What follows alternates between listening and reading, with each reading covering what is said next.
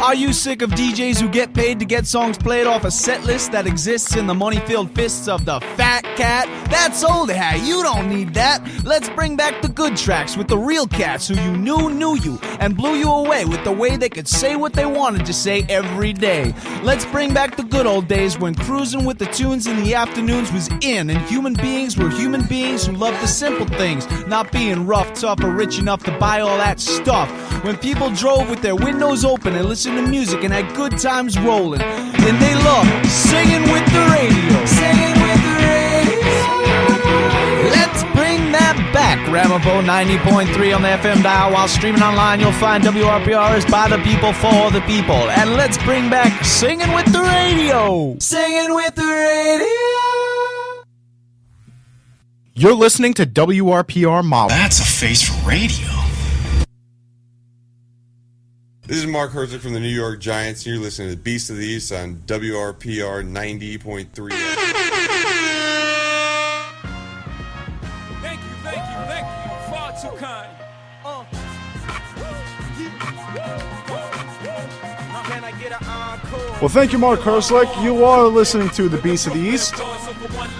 But there's only one Beast of the East here in the studio at WRPR 90.3 FM in Mahwah, and that is me, Ryan Morick.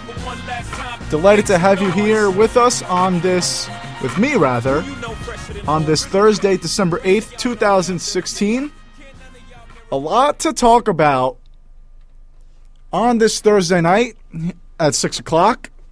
On with you from 6 to 7 p.m., flying solo for the evening. A lot of news going down. Aroldis Chapman back to the Yankees on a 5-year, $86 million deal. I'll break that down for you. And last night, the Knicks faced the Cleveland Cavaliers, and it was a flat-out embarrassment in what some people are still trying to call the Mecca of basketball, the Mecca of sports. Sports I'll go with, but basketball, I've been saying that it wasn't the Mecca of basketball for a long time, and that was before last night. But we'll talk about the Knicks. We'll talk about a little bit of the Giants. We'll talk about the Jets as per usual. Giants facing the Cowboys on Sunday night. Jets at San Fran on Sunday. That game is going to have terrible ratings, huh? The Jets at 3-9, San Fran 1-11, I think. And they started the year 1-0, so they've lost 11 games in a row. That's upsetting. Wow. 11 games. Wow. That's bad. And that's bad for baseball. I mean, in a baseball team, when you lose 11 in a row, you get made fun of, you get ripped to shreds. Imagine doing that week after week after week after week after week times 11. Wow, that's pretty embarrassing. But we'll start off with the baseball. Aroldis Chapman back to the New York Yankees. 5 years, $86 million. $11 million signing bonus. $15 million per year. Opt out after 3 years.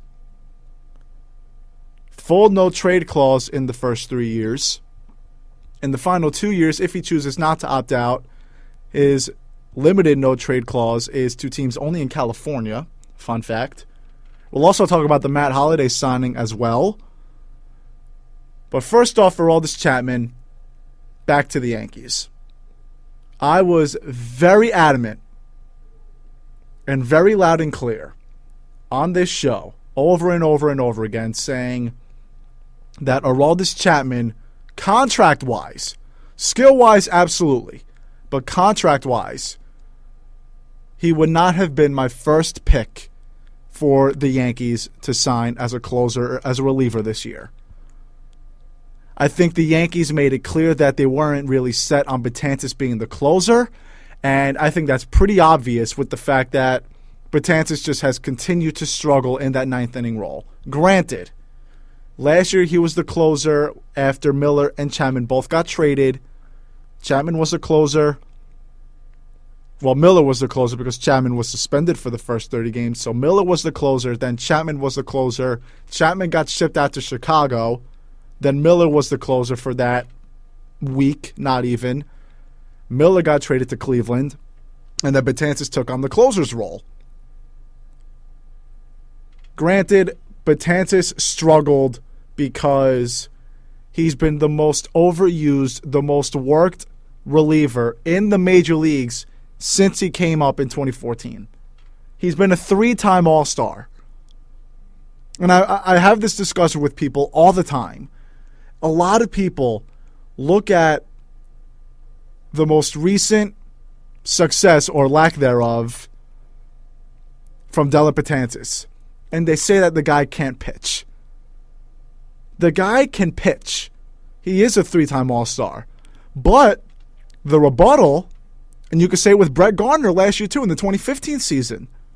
Brett Gardner hit over 300 in the first half of the year. He was an All-Star. In my opinion, he should have started. All-Stars only account for the first half of the year. Now, I think Dellin Betances has it all. He can throw triple digits.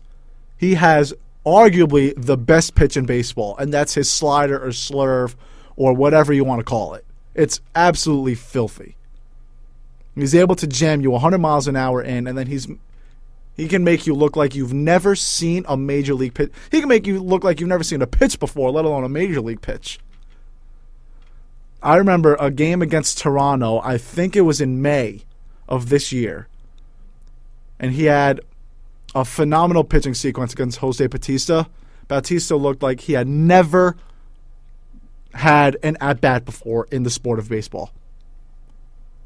Now, granted, Bautista did not have that great of a year, but he still leads the major league in home runs since 2010. He has 249 home runs since the start of the 2010 season. That's averaging over 30 home runs a year. But again, Betances, in my opinion, and I think you're insane to think that he doesn't have it all. He does have it all. I think the one thing he doesn't have, though, is that closer mentality that might just come with the struggles and the fact that he's been the closer at the wrong time. But the Yankees, I think, were set on not having Betances as their closer, whether they would have made Clippard their closer, whether this new guy Holder was their closer, Ben Hell, whoever. I just think they were set on having Betances not be their closer. And I think this was the plan all along.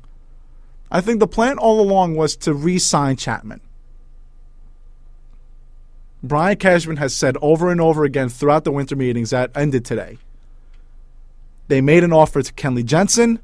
They were in talks with Melanson. They were probably in talks with Wade Davis. But Brian Cashman said over and over again that Aroldis Chapman was the guy. And Brian Cashman has handled this with unbelievable genius.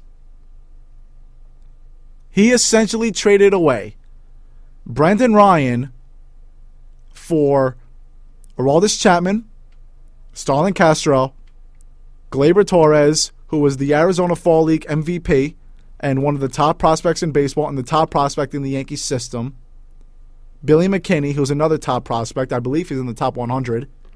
And I think 5 more guys. Because remember, that Castro trade was... It was Brendan Ryan and a player to be named. That player to be named wound up to be Adam Warren for Castro. And then the Yankees traded Aroldis Chapman to the Cubs for Warren, McKinney, Torres, and one more. Now, to say that the Yankees got Chapman for free is obviously a little bit of a stretch because his contract is big. And that's where I'm iffy about this deal. And feel free to call in with your thoughts at 201-825-1234. The thing about this contract is that it's the biggest contract for any reliever ever. By money and probably by years too. 5 years for a closer is unbelievable. And $86 million is literally never heard of. This is the largest contract money-wise for a reliever ever. This was an all-in deal for a team that's not all in. But that can also be a pro. This team is not all in. But you have to realize that what Brian Cashman and Hank Steinbrenner and Lon Trost and Randy Levine are doing is the fact that they're still businessmen. They have to put some sort of productive team on the field. And you know what? That's what they're going to do. Do you look at this team and say they're a 90-win team? Are they going to win the division? Well, after what the Red Sox did, the Red Sox you're looking at possibly 95, 100 wins from that team. But do you look at this team right now and consider them a wild card team? I think you look at this team and say they're a wild card team if everything goes right. Tanaka stays healthy. Pineda is... something about Michael Pineda. Before I go off on this is a mid-rant, basically. Michael Pineda. You heard the argument with me, Scott, and Dean on Tuesday about Bryce Harper.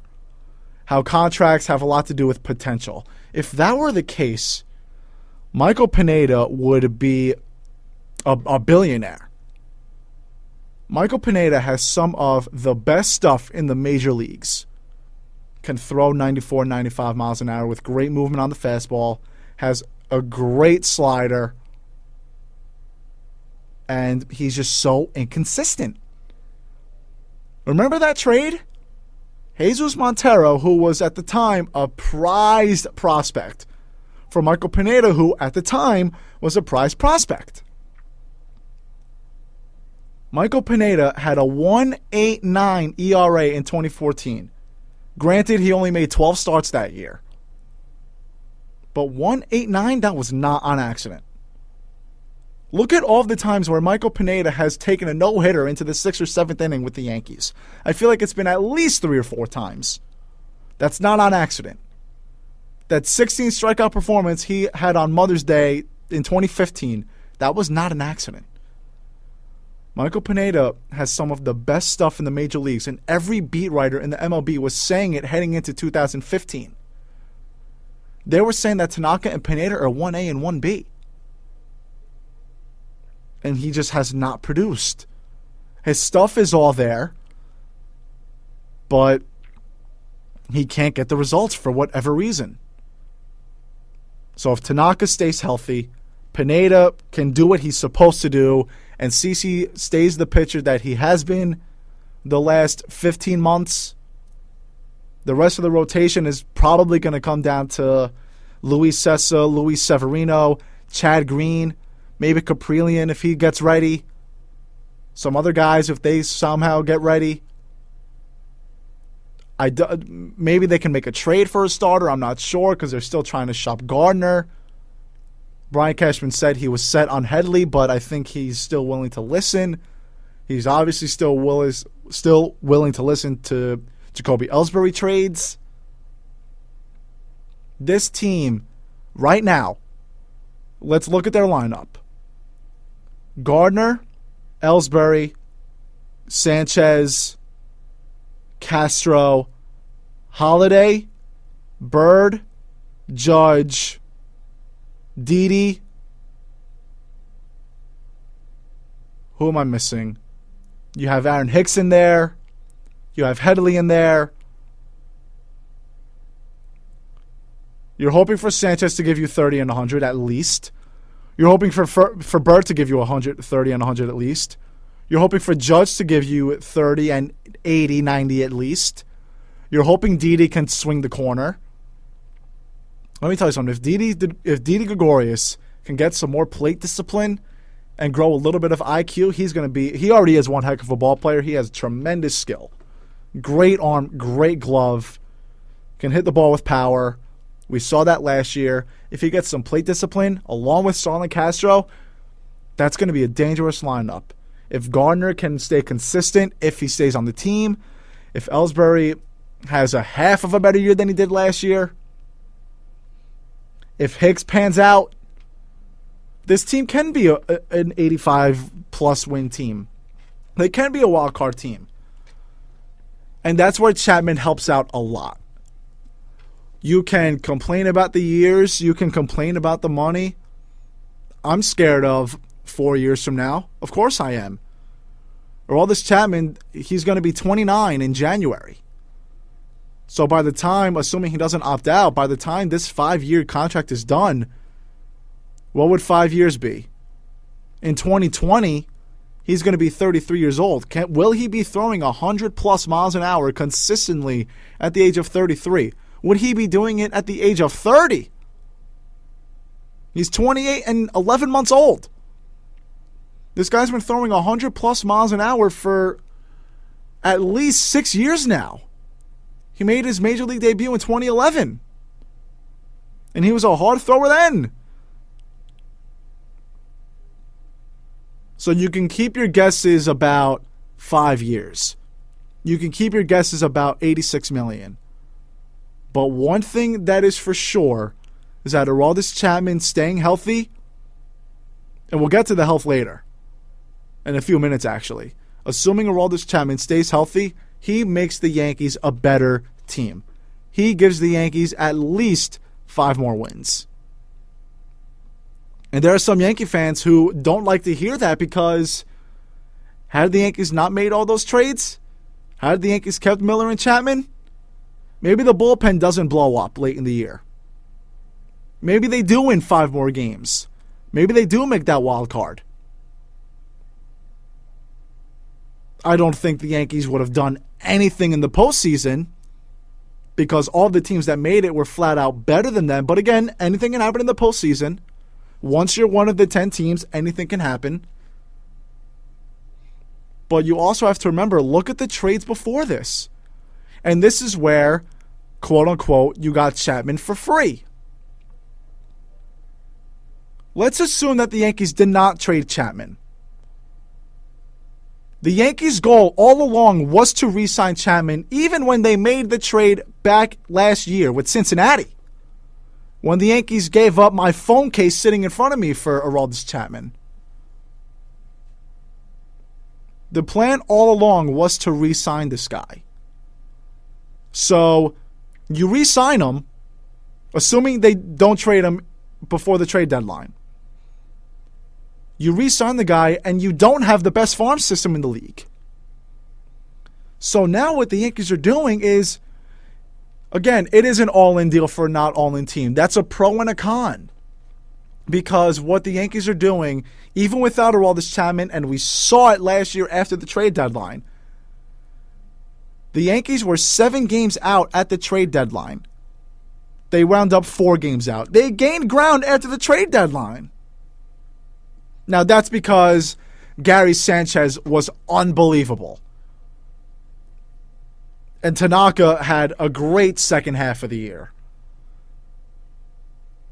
A lot of things went right for that team, and who knows? Maybe if they keep Miller and Chapman last year, they probably do make the postseason. Maybe, or maybe not, because Beltran's trade opened the door for Sanchez. A couple of injuries here and there opened the door for Sanchez as well. But overall, what Brian Cashman did with Aroldis Chapman, how he handled this from last year, I believe he made the Chapman trade in January. From January 2016 to today, he's handled this tremendously. 201-825-1234 is the number. 201-825-1234. Now, going back to the health, though, we saw Chapman break down badly in the World Series. He was overused a lot by Joe Madden. That 9th inning, after he blew the save to Rajai Davis, that 9th inning, slider after slider after slider after slider. I was for sure that the Indians were going to hit a walk-off in that inning. I was sure of it. And I couldn't believe that they didn't. Because everyone in the world knew what Aroldis Chapman was throwing, and it wasn't a fastball.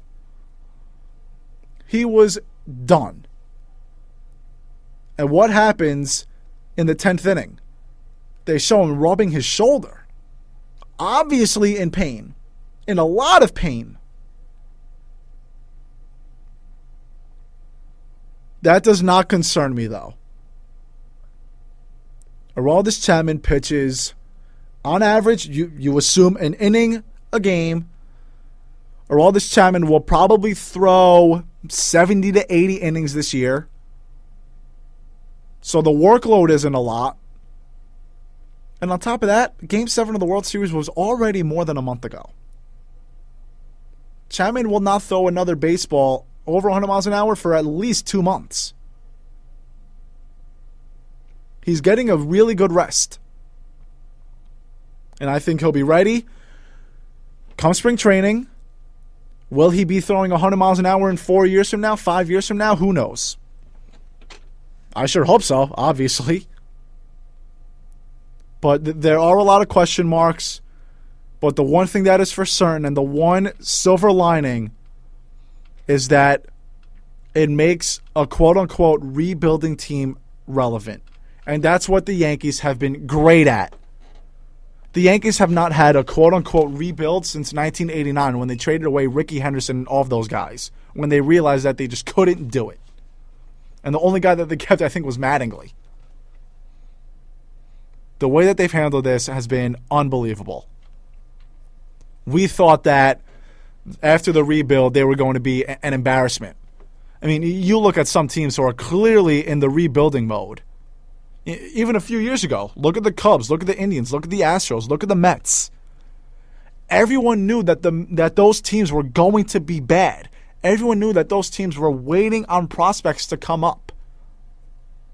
But they're still the laughingstock of the league. The same thing would have happened to the Yankees had they not performed.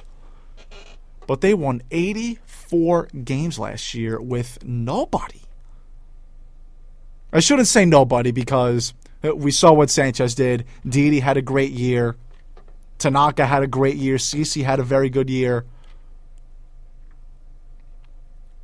But the way that the front office has handled this, I think, has been unbelievable. They're rebuilding.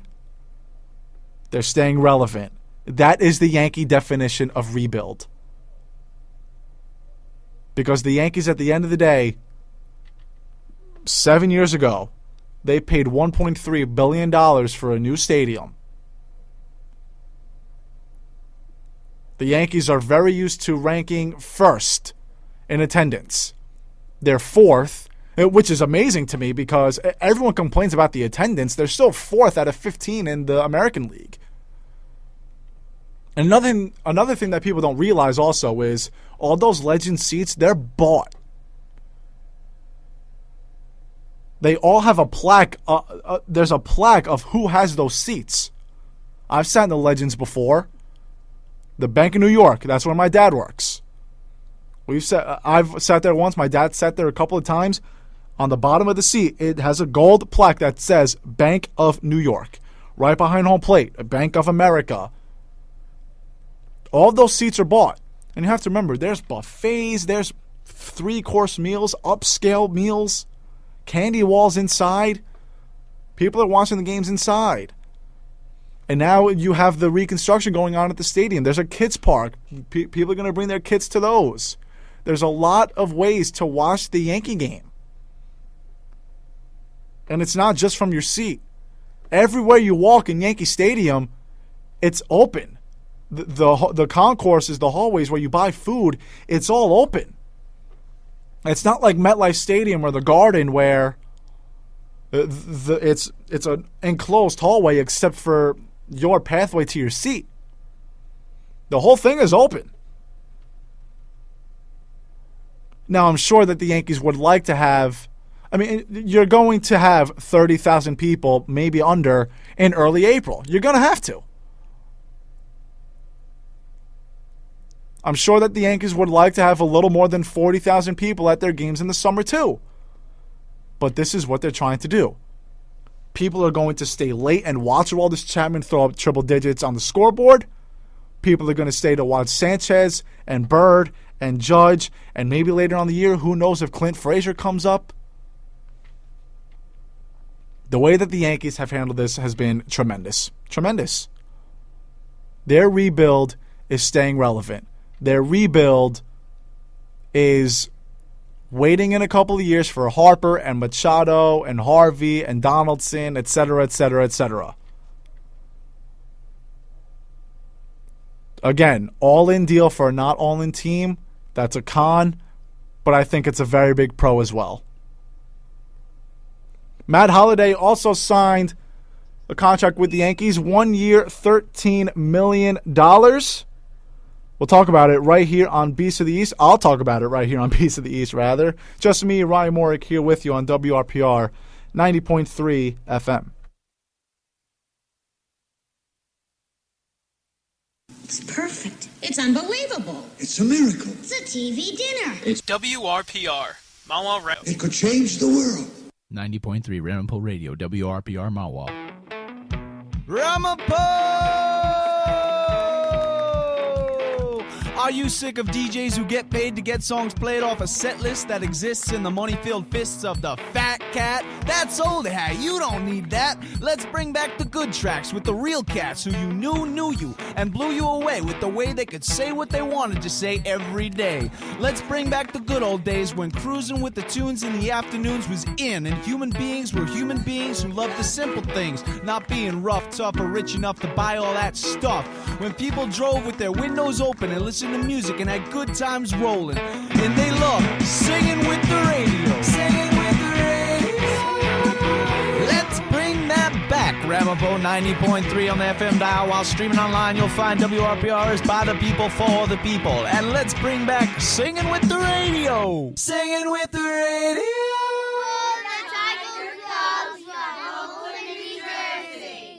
Listening to WRPR.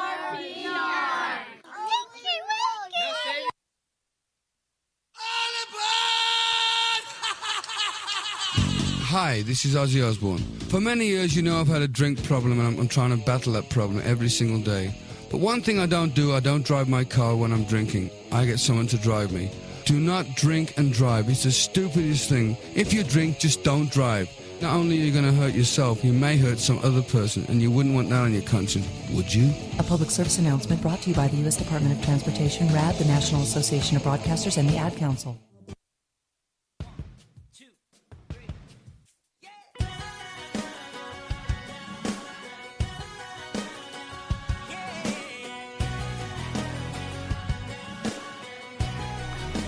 Beast of the East on WRPR 90.3 FM. Ryan Morick here with you on the airwaves.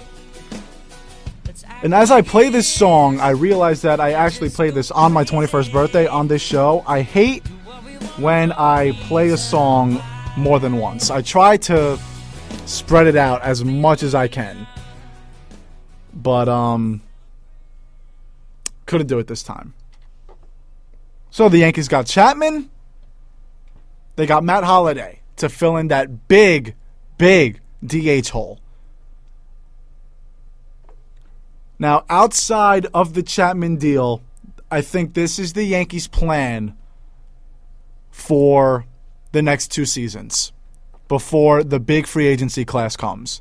And this goes back to being an in-between team, because they're an in-between team that can make it. They're an in-between team that can make the postseason if a lot of things go right.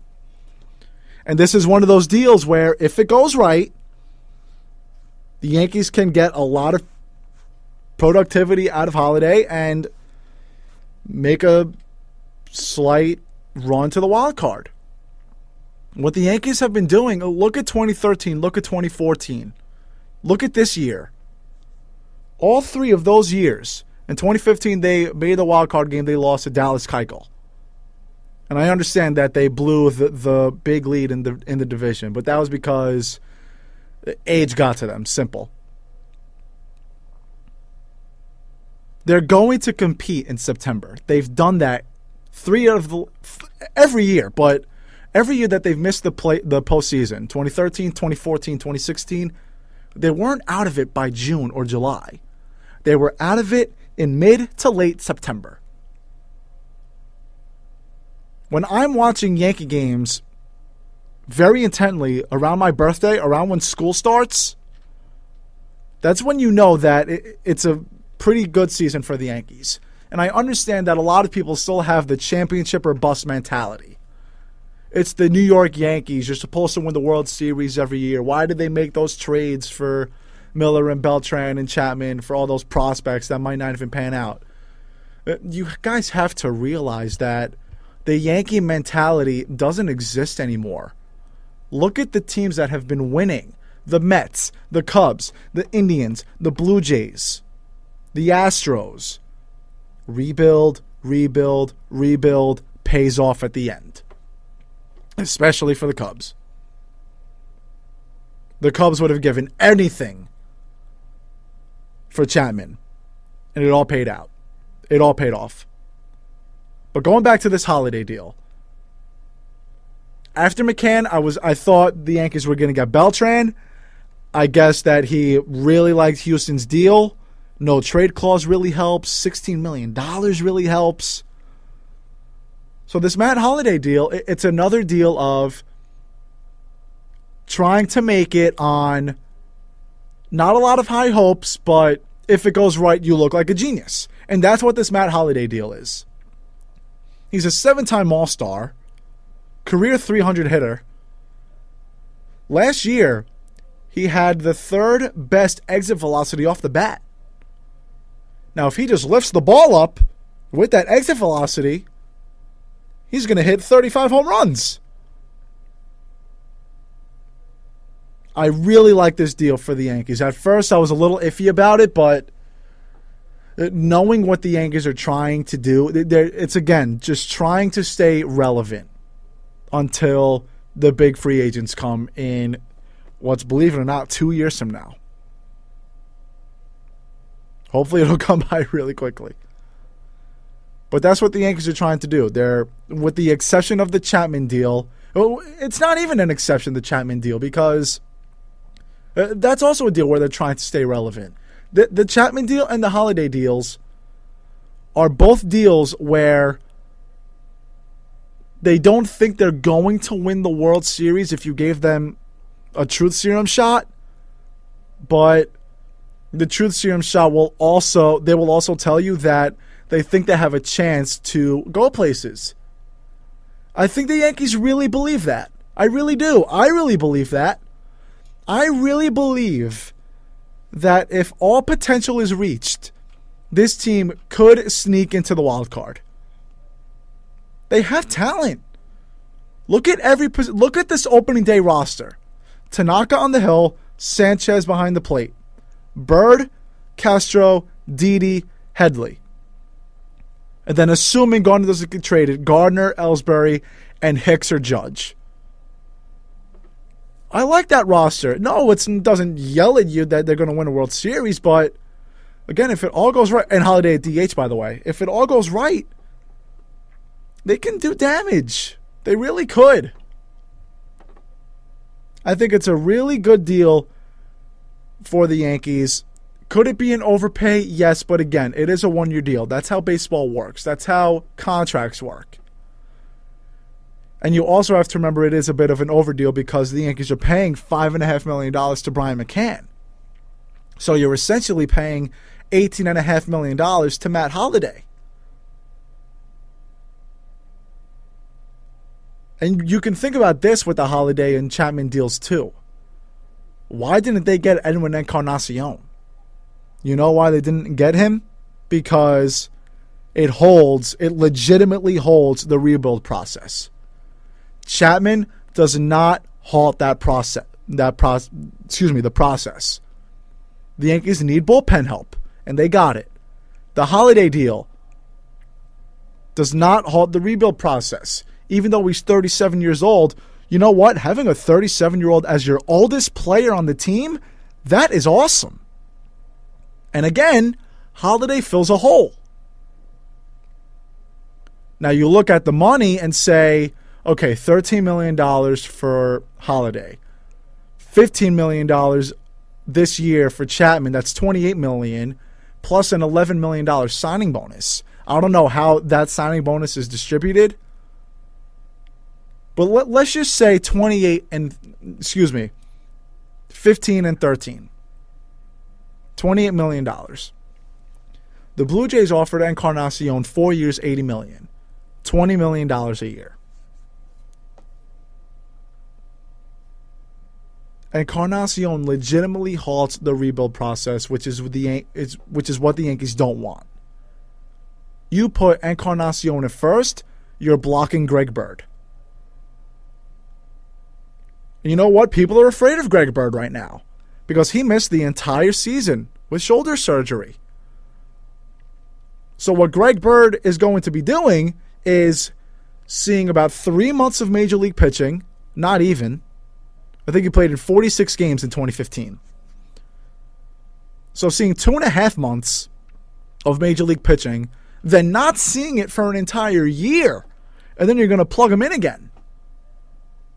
But the thing is, Greg Bird's rewind, if he has any the setback that he had, it's not a 4-year setback. So you put Encarnacion at first, then you have Greg Bird just sitting there for 4 years, then he'll be 27. It's not a long setback for him.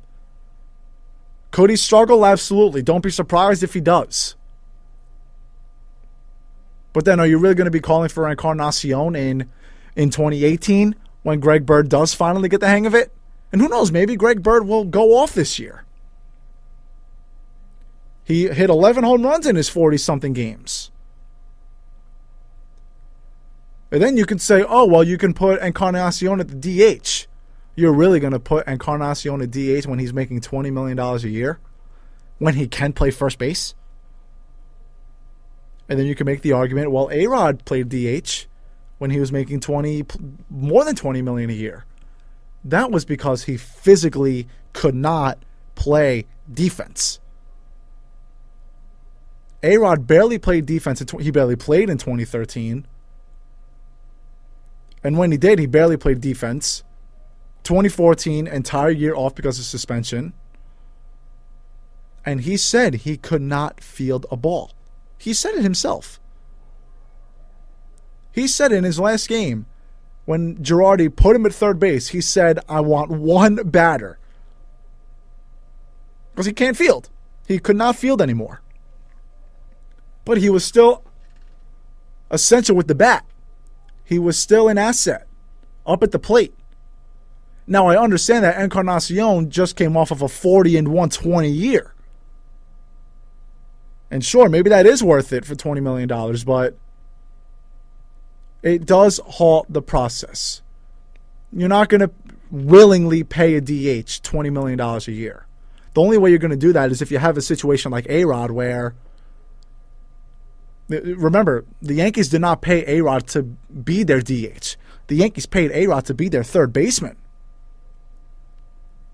And the Yankees also paid A-Rod after a 54 home run year in 2007.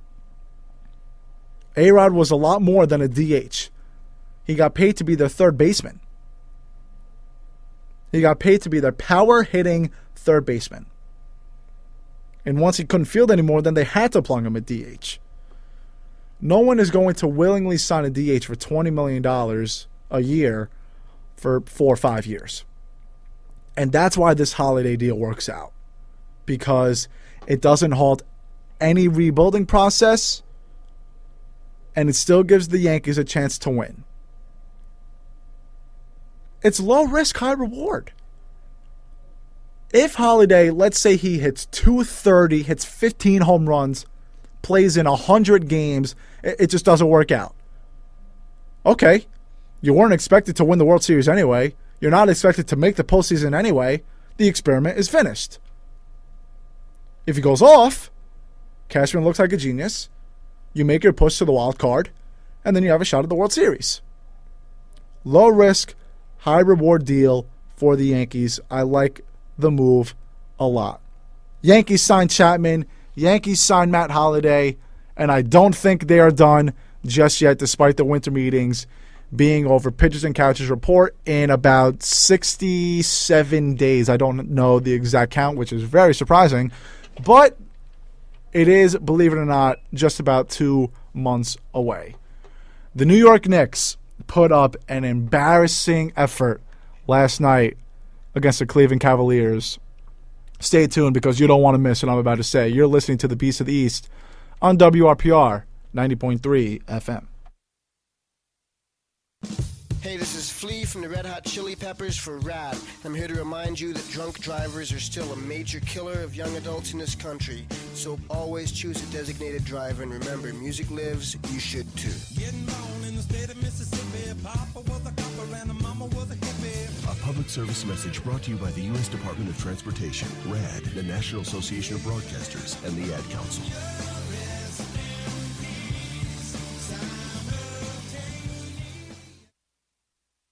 Champion, realize Shaq's mechanism. Hi, Shaquille O'Neal for RAD. This is not your normal PSA. Don't be stupid. Don't drink and drive. If you're going to go out and have a good time, it's fine. But designate a driver to drive home.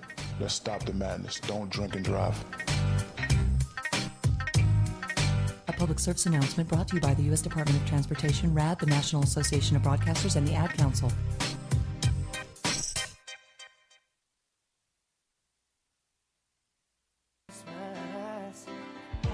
Yeah. 17 days until the Christmas. The Christmas, wow. That's all right. This might be my favorite Christmas song of all time. This song, Justin Bieber's Santa Claus is Coming to Town, is great. What else is up there? The Hanson album, wow, that's big. Bruce's Santa Claus is Coming to Town. Call Me Crazy, I think All I Want for Christmas Is You is a little overrated. Even though that we play that at my brother's beach house on 4th of July, but that's beside the case. I like Christmas music. I don't know. This year, actually, I played it a lot earlier than I usually do. I usually wait until right around now to play it. I don't know. I got in the mood. I got in the mood before Thanksgiving, which is rare. Because if you know me, you know that I am a Scrooge at times. Let's talk about the New York Knicks. Obviously, they're not favored to win the game last night. It's the New York Knicks versus the defending champion Cleveland Cavaliers. Knicks are coming off of a second game of a back-to-back. Knicks are playing in a second game of a back-to-back, rather. It's already their fifth back-to-back of the year. But to not show up, for Carmelo Anthony to have a dud, for Kristaps Porzingis to have a dud, for Joakim Noah to be a dud. Last night was embarrassing for the Knicks. It was embarrassing. Carmelo played 24 minutes, went 4 for 9 from the field, had 8 points. Porzingis had 12 points and looked exhausted. And Joakim Noah has just been flat out terrible. Something is wrong with the Knicks. I understand that they went on a nice little hot streak, but something is wrong inside of that locker room. Melo and Phil Jackson are having issues, which is not good. Because Carmelo Anthony is still the face of the Knicks. I understand that Porzingis is the up-and-coming superstar. But it's still Melo's team. I still watch Carmelo Anthony, and I still see one of the best players in the league, honestly. I still see Melo as a top 15 player. I think if I sat down and really thought about it, maybe I could think of 15 more. But I just watch Melo play. I like the way he plays. I used to not like it, but I love his. I just like him. I like him a lot. I still watch him play, and I still look at a lot of talent from him. But last night, when you shoot 9 times, I think it's something. I think that was because of what Phil Jackson said. Phil Jackson said he holds on to the ball too long, so now he's not going to hold on to the ball. I don't know. That's an assumption. I don't know what's true or what's not, but something is wrong. But overall, the fact that this team, think about it.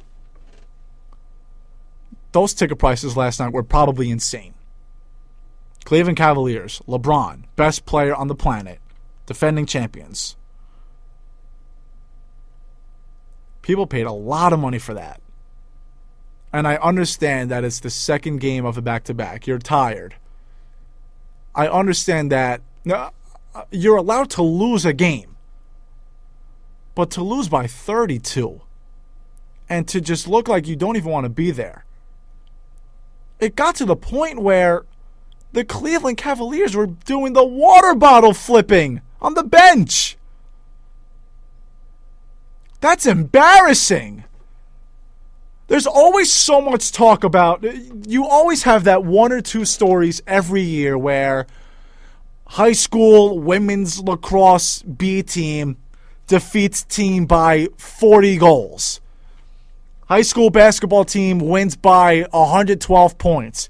And then you have all the comments saying, oh, well, the other team should stop trying. Why run out the score like that? That's poor sportsmanship. Okay, so you would rather have them do the water bottle flipping on the bench. Is that what you're trying to tell me? No, running up the scoreboard doesn't look all that great, but you know what looks worse? The other team not caring. The other team not giving a you-know-what. That is the worst thing that an opponent can do. Sit there and look like they want to get out of there more than the losing team. LeBron and Kyrie and Tristan Thompson and RJ, Richard Jefferson that is, they're flipping water bottles. It got onto the court. They didn't care. That's embarrassing.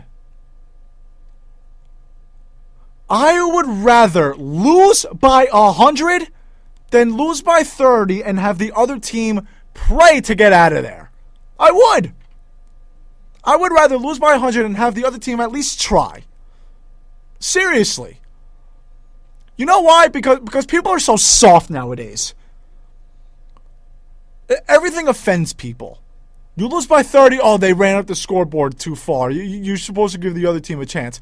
Enough with participation trophy crap, for the lack of a better term.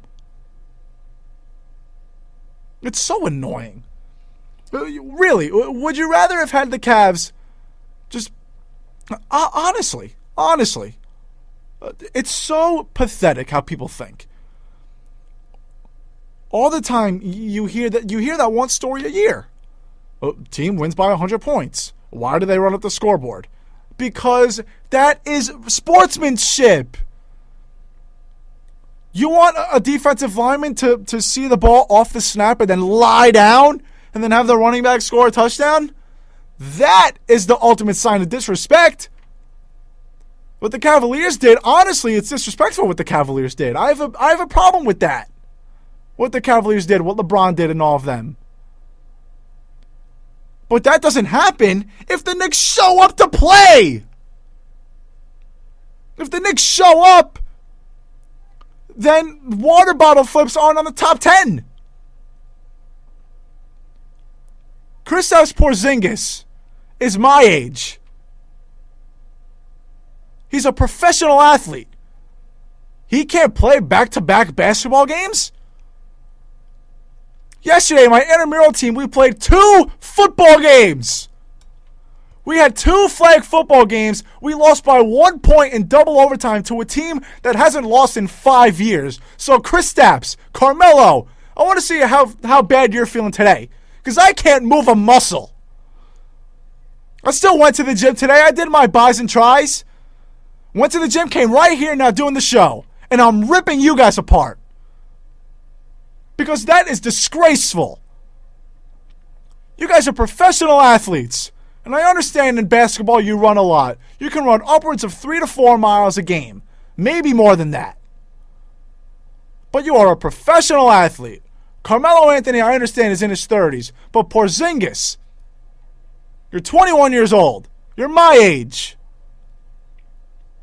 You and I were both pretty lanky guys. I understand it could be a little upsetting sometimes. It could be a little frustrating.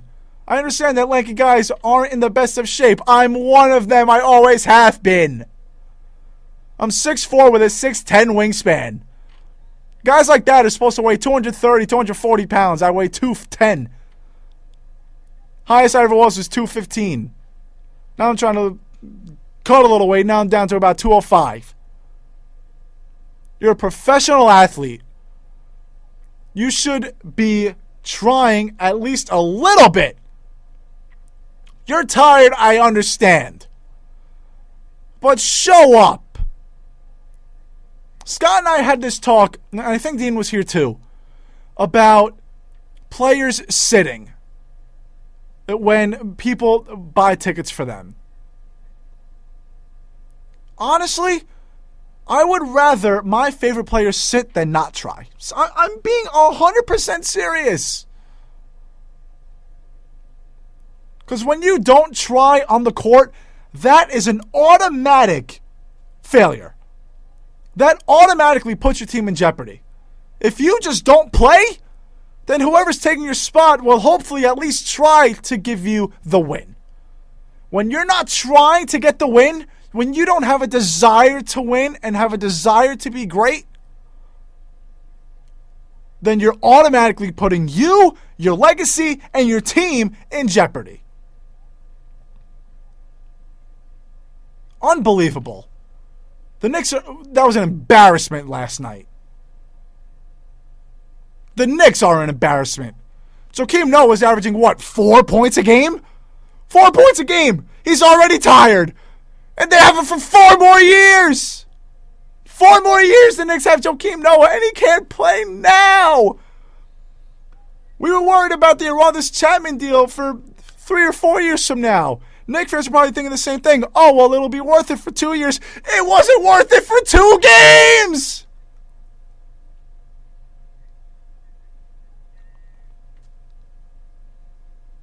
I don't know what to say anymore. I don't know what to say anymore. The Mecca of basketball. You heard me say that around the top of the hour. Mecca of basketball. Yeah, last night it was only the Mecca of basketball because LeBron James was in the building. You should be ashamed of yourselves. Phil Jackson should be ashamed. Melo should be ashamed. Joakim Noah should be ashamed. Kristaps Porzingis should be ashamed. An embarrassment. A flat-out embarrassment. We'll be back after this. 90.3 Ramapo Radio, WRPR Mahwah. Ramapo! Are you sick of DJs who get paid to get songs played off a set list that exists in the money-filled fists of the fat cat? That's old hat. You don't need that. Let's bring back the good tracks with the real cats who you knew you, and blew you away with the way they could say what they wanted to say every day. Let's bring back the good old days when cruising with the tunes in the afternoons was in, and human beings were human beings who loved the simple things, not being rough, tough, or rich enough to buy all that stuff. When people drove with their windows open and listened to music and had good times rolling, and they loved singing with the radio. Singing with the radio. Let's bring that back. Ramapo 90.3 on the FM dial. While streaming online, you'll find WRPR is by the people for the people. And let's bring back singing with the radio. For all the times that you rain on my parade, and all the clubs you get in using. I never thought I would be so mad over a team that I don't even root for. I've had that kind of rant with the Jets before, and I'm a big Giant fan. But that's just pathetic. I can deal with losing. I can deal with. I can understand a bad loss, but I can't understand giving. I can't understand giving zero effort. Never. Can never understand it. Always ripped Paul Robinson Cano for it. Never understood it. It's no effort. We'll talk about football for the last 6 minutes. The Jets showed zero effort on Monday. I don't even want to talk about the Jets. I'm not going to talk about the Jets. Seriously, because I don't know what to say about them. I really don't. Because now they're doing everything the right way. Petty starting. Fitzpatrick's done. That experiment's over. Thank God. I don't even know. They don't want to play. Reeves doesn't want to play. Wilkerson and Richardson, they choose what days they want to play. They're a joke, too. I guess James Dolan, and what's his name, Woody Johnson have been talking. Let's talk about the New York Giants, though. The New York Giants, honestly, I really see this team losing out, and I hate to say it, but this Sunday against Dallas, I would. It's funny because I think the Giants are going to lose out, but I wouldn't be surprised if they won out. That's the New York Giants. That has been the Giants for the last, 5 years? They have a great defense. We all know that. The offense, no one knows what's wrong with it. And honestly, I think it just comes down to Eli and the fact that he's just not playing up to what he's supposed to be playing up to. But I really don't think this team is going to go anywhere. I don't. 3 out of the next 4 games, I think those teams are better than them. And that is Dallas, who's better. That's Detroit, who's better. And that's Washington, who's better. Washington wasn't better in Week 3, even though Washington won that game. Washington was not better then. The Giants beat themselves in Week 3. That was poor discipline and poor defense late in the game. But Washington has improved tremendously. Kirk Cousins is playing very well. They have the second best offense in the league. Their best chances of winning are obviously the game in Philly, but even that's a tough game because that game is on the road in Philly where you already can't play well. 3 days rest. And that game can be even tougher if you lose these next 2 games against Dallas and Detroit. Because then you're heading into Philly 8-6 with your season on the line. Philly will probably be done at that point. They're going to want to play spoiler. What's the magic number? Everyone's been saying 10-6. If the Giants lose their next 2 games, they're 8-6. Then they have to win out and make the playoffs. They have to win out on a 3-day rest at Philly and then another road game at Washington. Who's better than them? The Giants need to win at least one of the next 2 games. If they win both, that's incredible. That's incredible. But I just don't see them doing it. I don't. I think their best option to win is Detroit. I think they can definitely play with Dallas. They obviously beat Dallas week 1. That's the Cowboys' only loss.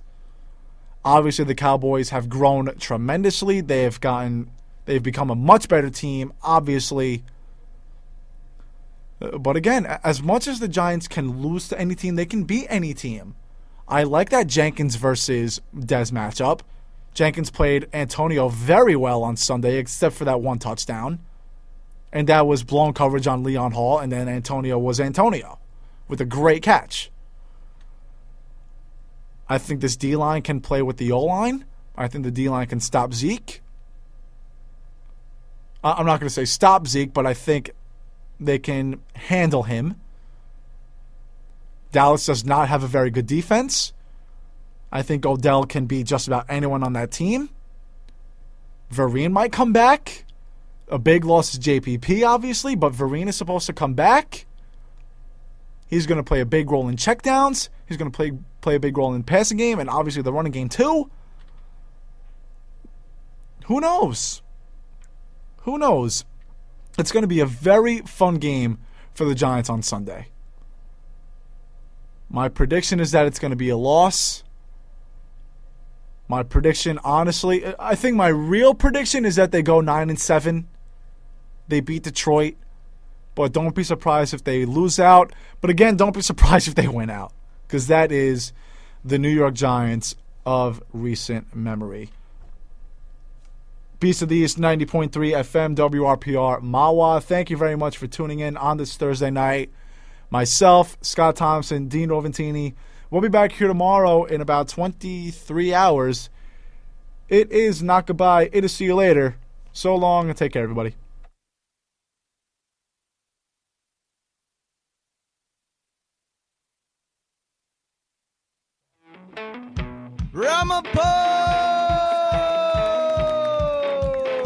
Are you sick of DJs who get paid to get songs played off a set list that exists in the money-filled fists of the fat cat? That's old hat. You don't need that. Let's bring back the good tracks with the real cats who you knew you, and blew you away with the way they could say what they wanted to say every day. Let's bring back the good old days when cruising with the tunes in the afternoons was in, and human beings were human beings who loved the simple things, not being rough, tough, or rich enough to buy all that stuff. When people